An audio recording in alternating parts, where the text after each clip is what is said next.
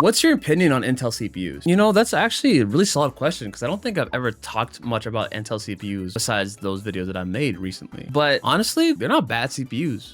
Like at all. Now, I've seen a lot of opinions on how AMD CPUs are just better than Intel CPUs. I don't necessarily think that's true. There's certain things that Intel can do that are slightly better than AMD, and there's things that AMD can do that's slightly better than Intel. But in general, Intel CPUs are still really good. My first ever PC had an i5-10400F, and I love that CPU. It got me through a lot of stuff, and I was gaming hard on that PC. I was using that thing for years. Now, the one thing that I generally do not like about Intel CPUs is their power efficiency, especially when they're trying to cool the CPU. They get hot, like really hot. With my 10400F, it was being cooled with the stock cooler. I should have upgraded that immediately because the stock cooler is terrible, especially for Intel CPUs. And unfortunately, AMD, they got that down. I'm gonna be so real with you. You could use basically any air cooler to cool an AMD CPU and you don't have to worry about it overheating. If you were to use this air cooler for a 7600X or a 9600X, it's gonna keep it cool. I do have to admit though,